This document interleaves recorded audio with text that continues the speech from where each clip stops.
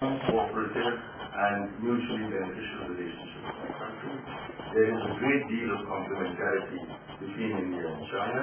I do not see an Asian renaissance or an Asian resurgence taking place except through a cooperative relationship between India and China. It does take two hands to clap. I'm not sure that either hand is ready to join in the applause, but the kind of vision that was sketched when Rajiv Gandhi visited China in December 1988, breaking a voodoo that had existed for more than 20 years, close to 30 years for that. This contains and it precedes almost cooperative relationship with that country, and I hope that we can avoid the European disease of thinking that all progress requires the domination of one country over another. I am not very happy about the Security Council because I've always believed that the fundamental principle of Jawaharlal Nehru's approach to life was the ending of the quest for dominance within the family, within the clan, within the tribe, within nations, within communities, and in society. And so what I would hope for is that we could proudly say that we are the first among equals, but that the emphasis should be on our equality in our dimension of sovereignty, being respected by all, and our respecting that right of every country to be the equal of ours. At that stage, in some moral or ethical sense, perhaps we might inch ahead of others.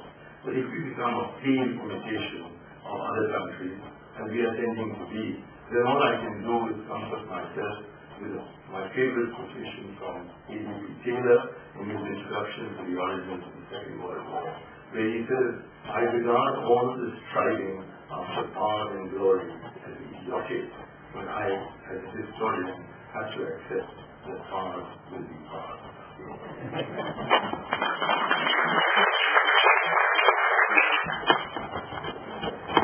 You rightly touched the problems of the tribals, which are so vital.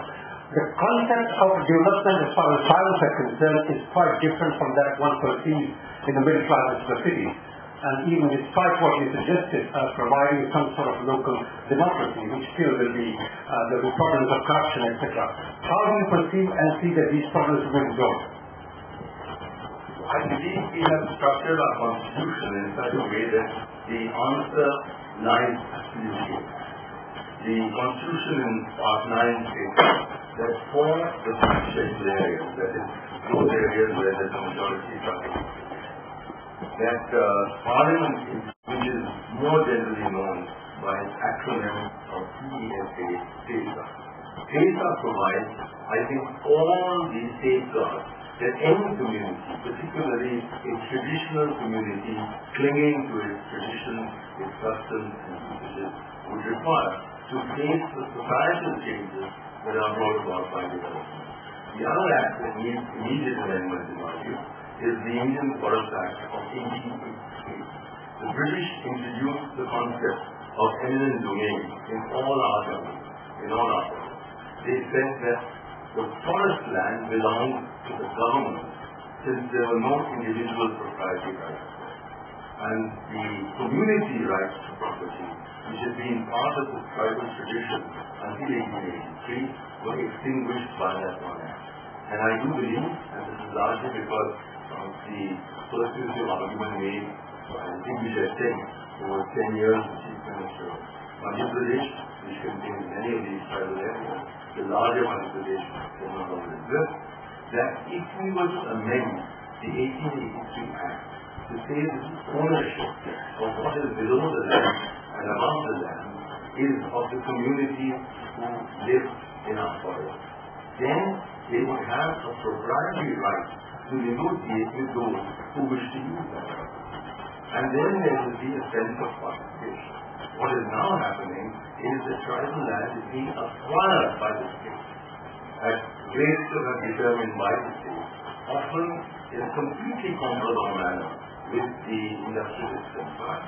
And at the long run, the people of India are rising and saying that if you believe in free markets, and if you believe in the free movement of capital, and claim that you believe in free movement of labor too, then why is it that there should not be a land market for people who wish to use it for non-traditional purposes in the name of development? Unless and until the people of India who live on the land are given the respect that is their due, and which respect is given to all other citizens of India, particularly the property middle class, is extended to people at the bottom of the ladder, we are really throwing the world in. And it's going to be a terrible end that will come to that. We just must ensure that people are factored into plans of development. Development is not an abstract theory of the textbook. It involves human beings. And the human factor is one that was ignored by us for too long. Now we reach the stage where not a single hydroelectric dam, major dam, can be built again in India. An act for the rehabilitation and resettlement of forest people who are disturbed by development. But if you still leave that too in the hands of the bureaucracy, then the bureaucracy is very adept at subverting the intention of the law while implementing the law.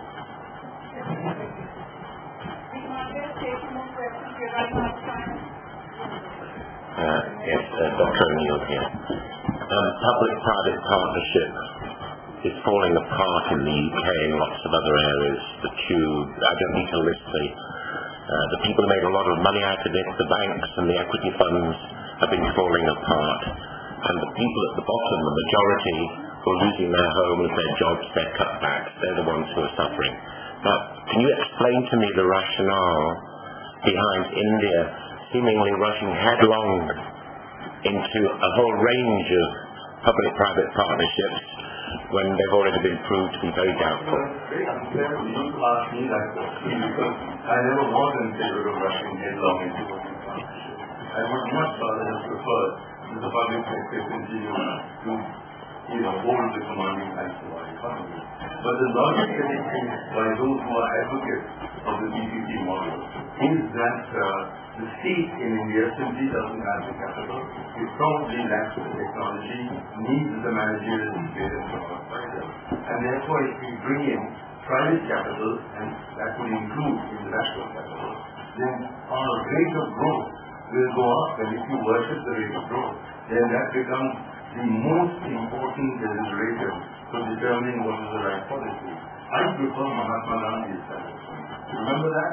He said that I give you a talisman, said Mahatma Gandhi.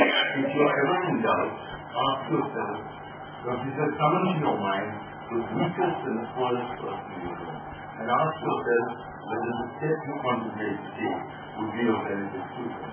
And then added Gandhi that if it is going to be of benefit to him, then he said, all your doubts will vanish, and you will know that you are on the right path. The talisman that we often seem to be resorting to is summoning to our mind the richest and the most powerful man in the world, and checking whether it will benefit to him. Because the argument is that if it benefits the market, and if in consequence the census goes up for the non-Indians in the audience, I might add that census does not stand as it ought to for sensible sex. It stands for stock market in India. And there is a kind of exaltation every time the stock market rises, with not enough recognition that there are not more than 100,000 Indians playing the stock market. And that therefore the good of the rich